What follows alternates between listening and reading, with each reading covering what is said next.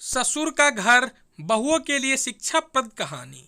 रोहन और सीमा की नई नई शादी हुई थी। घर में ससुर यानी कि रोहन के पिता सुधीर जी और वे दोनों बस 3 ही लोग थे। इस घर को रोहन के माँ बाप ने जीवन भर पाई पाई जुटाकर बड़ी मेहनत और अरमानों से बनाया था, वरना आज के समय में मुंबई में घर बनाना तो दूर की बात है, किराए पर लेना भी बहुत बड़ी अचीवमेंट से कम नहीं है। जब रोहन कॉलेज में था तब माँ उन्हें और दुनिया को छोड़कर जा चुकी थी। एक काम वाली बाई शंकु थी जो सुबह से लेकर शाम तक उनके घर का सारा काम करती थी। नई नई शादी हुई थी, इसलिए शंकुबाई का दिन भर घर में रहना सीमा को अपनी प्राइवेसी से बंधा सा लगता था। इसलिए अब शंकुबाई सुबह खाना बनाना, कपड़े और पोछा करने के बाद चली जाती और वापिस शाम को आकर खाना बनाती। शंकुबाई को दोपहर को गेरा जरी से कई छोटे मोटे काम दिखाई देने लगे, जिनमें से ज्यादातर काम बिना कहे सुधीर जी ये सोचकर कर लिया करते कि बहू को मदद हो जाएगी। लेकिन बहू सोचती कि ससुर को औरतें के काम में दखल देने की आदत है। एक दिन मौका देखकर सीमा ने रोहन से कहा, क्यों न हम बाबूजी को वृद्धाश्रम में भेज दे। सिर्फ एक बार पैसा भरना पड़ेगा और उन्हें भी अपनी उम्र के लोगों का साथ मिल जाएगा। हमें भी अपनी प्राइवेसी के बारे में ज्यादा सोचना नहीं पड़ेगा। रोहन ने सीमा की बातों पर ज्यादा ध्यान नहीं दिया।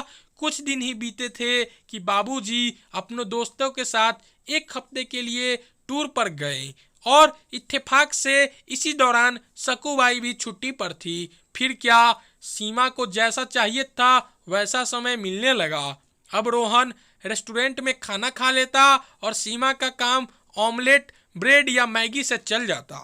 खाना बनाने की टेंशन नहीं थी, लेकिन घर से निकलने वाले सारे काम तो अभी भी करने ही थे। ससुर जी की गैर हाजिरी में सीमा को एहसास हुआ कि वह बिना कहे ही जो काम कर लिया करते थे उन्हें कितना फर्क पड़ता है। छोटे मोटे लगने वाले यह काम भी काफी समय और एनर्जी लेने वाले थे।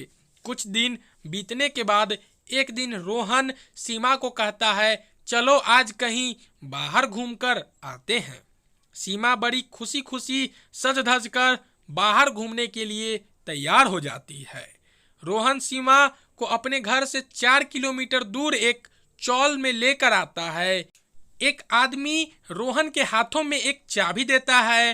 रोहन उस चाबी को लेकर चौल का एक कमरे का दरवाजा खोलता है।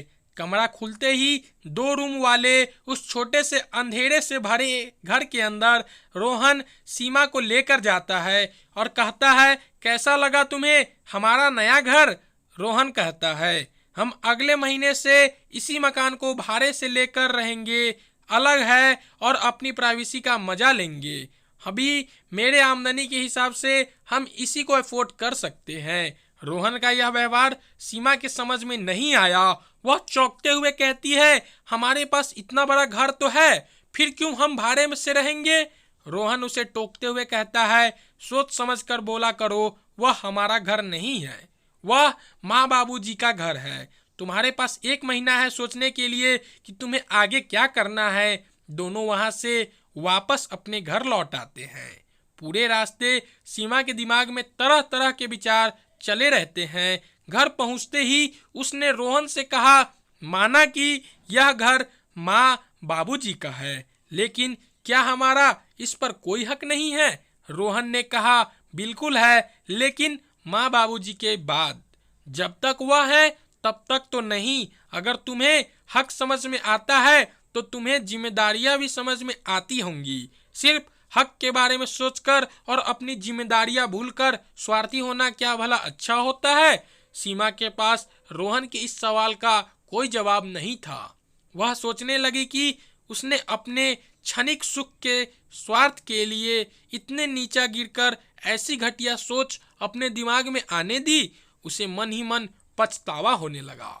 सीमा रोहन से बोली, मुझे माफ कर दीजिए, मैं सच में स्वार्थी हो गई थी, मुझसे बहुत बड़ी गलती हो गई। रोहन बोला, तुम्हें पछतावा हुआ, मेरे लिए यही काफी है। मैं तुमसे नाराज नहीं हूँ। बेटे और बहू का यह वार्तालाप सुधीर जी दरवाजे पर खड़े होकर सुन रहे थे। उन्होंने आसमान की तरफ देखा और बोले, भाग्यवान, तुम धन्य हो जो तुमने ऐसे बेटे को जन्म दिया है। उन्होंने दरवाजा खटखटाया। बहू ने दरवाजा खोला तो उनके हाथों में पकड़ी थैली से गरम गरम समोसे की सुगंध उसको आने लगी।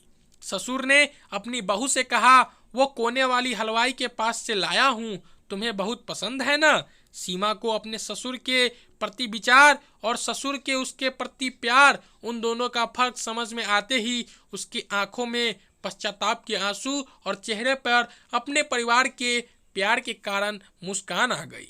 दोस्तों, इंसानी दिमाग में दिन भर में हजारों विचार आते हैं, कुछ अच्छे कुछ बुरे, लेकिन किसी भी विचार को शब्दों में परिवर्तित करने से पहले उनको समझना बहुत जरूरी है। अक्सर विचार और वास्तविकता एक दूसरे से मेल नहीं खाते हैं। हमारे बुजुर्ग तो हमें बोझ लगते हैं, जिनसे हम बात बात में चिढ़ जाते हैं, और ऐसा इसलिए होता है क्योंकि हम स्वार्थी होकर सोचते हैं और हम उनके योगदान को समझ नहीं पाते। वह हमारे जीवन में अहम किरदार निभाते हैं। आशा करता हूँ कि आपको यह कहानी से कुछ सीखने को मिली होगी। अगर आपको यह कहानी पसंद आई हो तो कहानी को एक लाइक कर दे, और ऐसे ही हर रोज एक नया कहानी देखने के लिए हमारे चैनल को सब्सक्राइब कर दे। और आशा करता हूँ कि आपको यह एक ससुर और बहू की दुख भरी कहानी और प्रेम भरी कहानी भी कह सकते पसंद आई होगी।